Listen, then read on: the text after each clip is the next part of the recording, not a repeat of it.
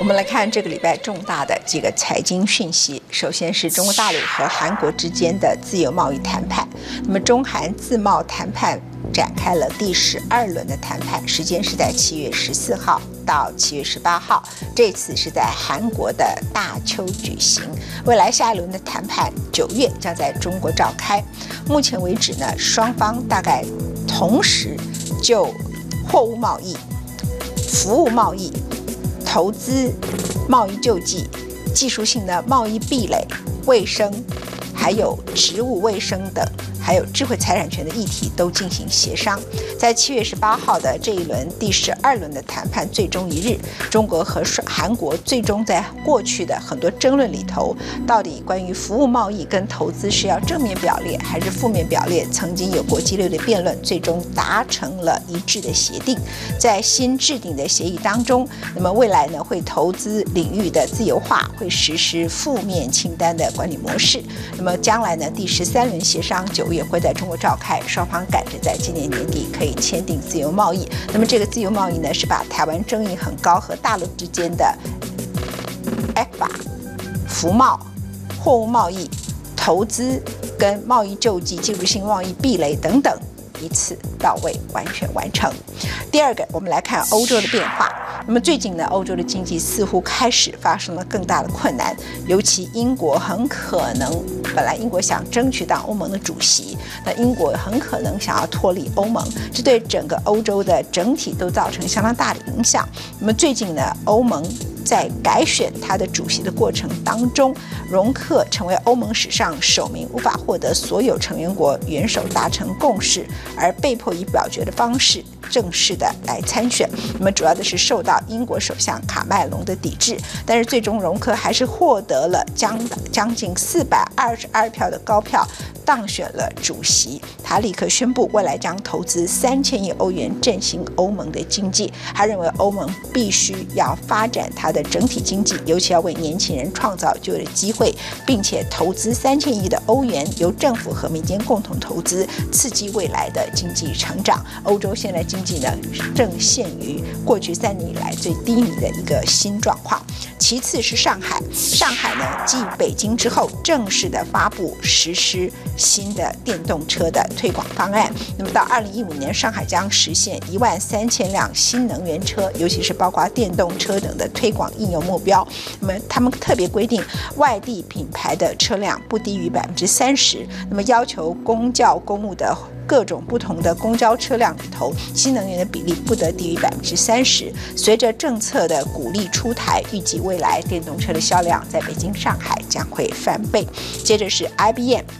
和苹果之间一笑泯恩仇。美国的苹果公司 Apple 跟 IBM 宣布结盟，推出特别为了商务人士量身打造的 iPhone 及 iPad， 争取企业客户。根据双方的联合声明，这个过去的2大宿敌一笑泯恩仇，互相合作，目的是提高苹果在企业用行动装置市场的市占率。而台湾由于是 iPhone 最重要的产业链，这是台湾是非常重大的消息。接着我们再来看中东的情势。前一阵子呢，伊拉克的情势 ISIL 到目前为止呢，完全没有缓和的状况。相当多的人判断，可能在这个地区未来呢，成为火药库之外，很可能会分裂成11个国家。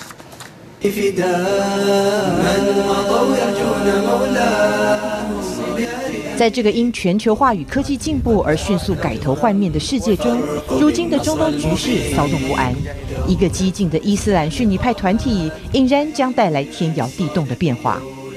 圣战组织伊拉克与黎巴嫩伊斯兰国 ISIL 刚宣布建立伊斯兰国，领土涵盖他们占领的伊拉克西北部与叙利亚地区。这是盖达组织前首脑宾拉登未能兑现的承诺，ISIL的领袖巴格达迪却做到了。You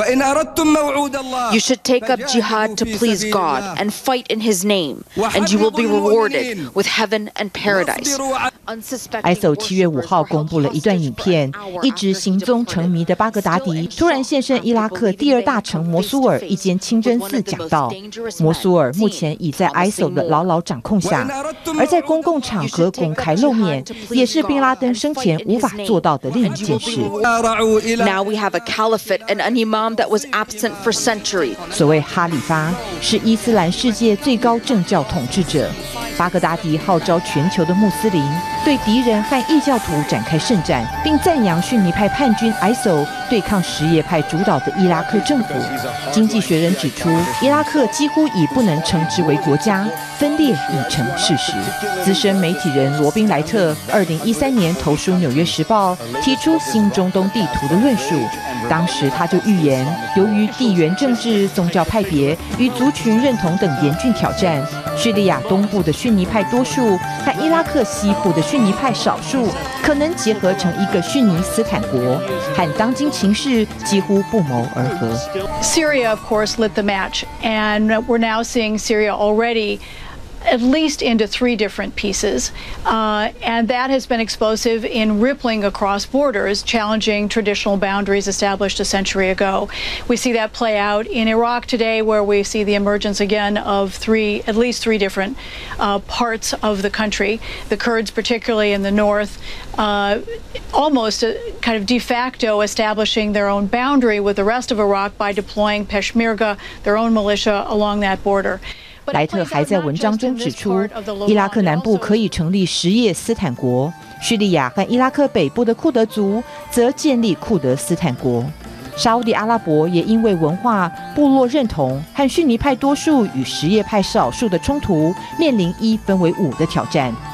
他预测，叙利亚、伊拉克、利比亚、沙烏地阿拉伯和也门等中东5国，恐怕分裂为14国。In the aftermath of the Arab uprisings, we saw a kind of combustible situation emerge that allowed rival ethnicities and tribes and religions begin to fight for their rights, with dictators now absent from the scene, and that exploded. ISIL 誓言将打破现有的疆界，对100年前英国和法国殖民强权出于一己私利、独断划定的国界进行大反扑，声称不仅要打破伊拉克与叙利亚边界，还要消除约旦与黎巴嫩的边界。伦敦政经学院教授格葛斯认为，目前中东的混乱局势症结在于各国执政的失败。It's about state failure. It's a developmental failure.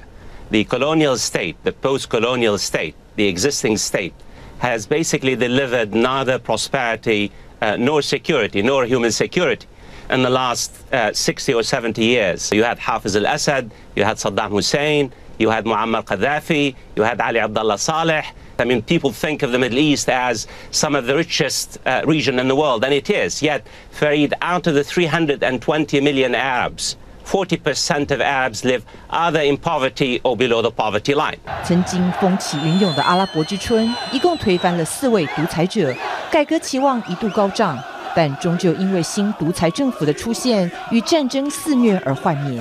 阿拉伯世界的3亿多人口依旧无法享受到民主和繁荣，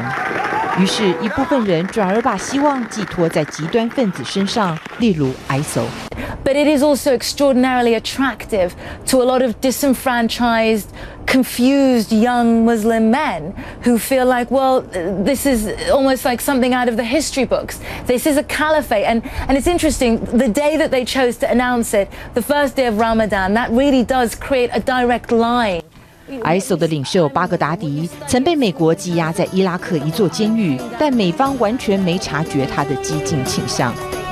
巴格达迪2010年接手这个激进组织后，正值逊尼派少数对什叶派主导政府不满日益加深 ，ISIL 趁势崛起，急速壮大，接连拿下伊拉克领土。报道称，目前 ISIL 控制的领土达到5万多平方公里，约相当于5个黎巴嫩大小。而随着控制区域扩大，他们的财富也迅速倍增。ISIL 可能是全球最有钱的恐怖组织。尤其 ISIL 超有生意头脑，他们在攻城略地的过程中，在叙利亚和伊拉克都抢下油田，不但没有破坏石油生产设施，反而延续石油输出作业，更为自己增添财源。伊拉克已是全球第7大石油输出国，近来的动乱几乎没有影响到伊拉克的石油出口，因而国际油价在6月20号触及9个月高点后，近日一路走跌。奥巴马已承诺不会派出部队至伊拉克和极端分子战斗，即使美国派出无人机试图歼灭激进分子，这或许有助于遏制他们做大，却无法阻止 ISIL 输出恐怖主义。过去与现在的谬误，造就了如今中东的混乱局面，分裂恐怕是难以避免的未来。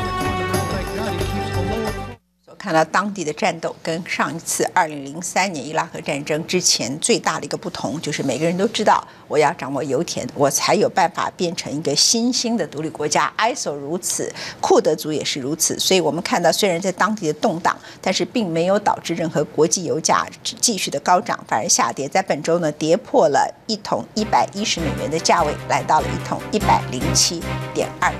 待会儿我们回到文茜世界财经周报。